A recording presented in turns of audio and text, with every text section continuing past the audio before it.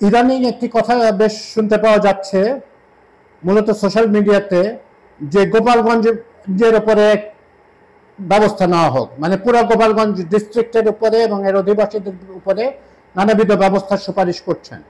কেউ কেউ একটু টাং ইন চিক একটা কমেন্ট করছেন বা একটু ঠাট্টা ছড়ে করছেন। অনেকে বেশ সিরিয়াস মনে হচ্ছে যে ওনারা চান গোপালগঞ্জে বিদ্যুৎ বন্ধ হয়ে যাক, বা নাগরিক যেসব সুবিধার প্রতি বাংলাদেশের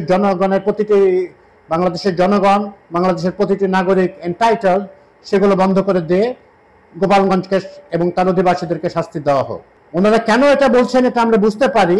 এনসিপির উপর যে ন্যাক্কারজনক হামলা হয়েছে, পুলিশের উপর যে হামলা হয়েছে, ইউএনের গাড়ি ভাঙচুর হয়েছে, তারও আগে সেনাবাহিনীর উপরে হামলা হয়েছে, যেটা এই বাংলাদেশে বিরল একটি ঘটনা। প্লেইন ল্যান্ড বাংলাদেশের সমতল ভূমিতে এরকম ঘটনা খুবই কম দেখা দিয়েছে, বা দেখা যায় নাই বললেই চলে।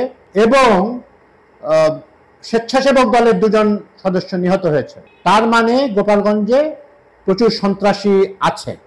তারা বিভিন্ন রকমের আশ্রয় প্রশ্রয়ে বা ভয় দেখানোর মাধ্যমে গোপালগঞ্জকে এক ধরনের অভয়ারণ্য করে তুলেছেন 5ই আগস্টের পর থেকে। এবং তারও আগের থেকেই গোপালগঞ্জের অধিবাসীরা এক ধরনের সেন্স অফ ইমিউনিটি গ্রো করেছিল, যে আমরা সকল আইনের ঊর্ধ্বে। তারা অনেক সুযোগ সুবিধা পেয়েছেন, গোপালগঞ্জবাসী ইন জেনারেল এবং এই সব সন্ত্রাসীরা ইন পার্টিকুলার তারা পেয়েছেন। কিন্তু একটি সভ্য সমাজে কালেকটিভ পানিশমেন্টের কোনো সুযোগ নাই। একজনের বা একটি গোষ্ঠীর অপরাধে আপনি সেই পুরো অঞ্চলের মানুষের উপরে নিপীড়ন চালাতে পারেন না, এটা হয় না। আমরা আশা করব এ ধরনের দাবি আর উঠবে না, এবং সরকার এই ধরনের দাবিতে কর্ণপাত করবেন না।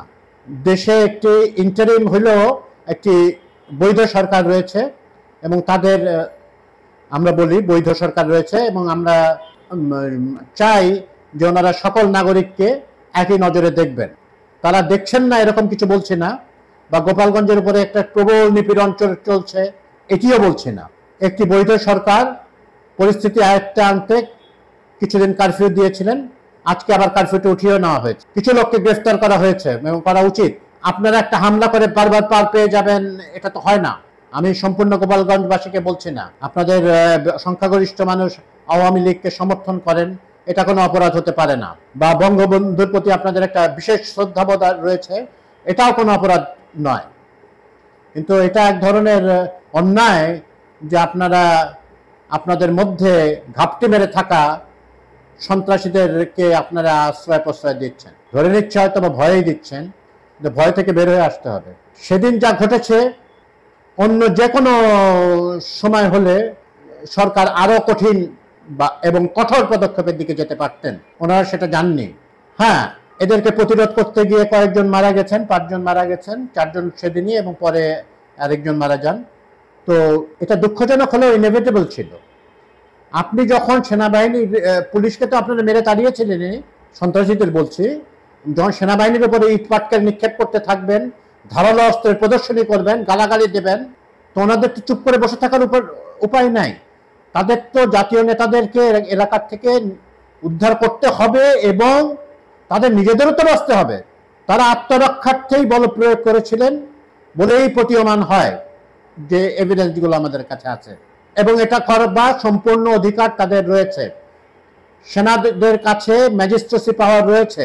সকল নাগরিকের নিরাপত্তা বিধান তাদের দায়িত্বের ভেতর পড়ে। হ্যাঁ, অপরাধীদের নিরাপত্তা দিতে হবে এমন কোনো, মানে এটা ইন অ্যান আইডিয়াল সোসাইটি ঠিক আছে অপরাধী করলেও, কিন্তু হামলা করতে আসছে তখন হামলাকারীদের you have to stop in the tracks. এছাড়া তো আর কোনো কিছু করার নাই। তো যাই হোক, আমরা চাই না কোনো রকমের কালেকটিভ পানিশমেন্ট গোপালগঞ্জের উপরে হবে। অনেকে বলছেন আবার গোপালগঞ্জকে কয়েক টুকরো করে ফেলতে হবে, এটাও কোনো একটা মানে সেইন কথা না।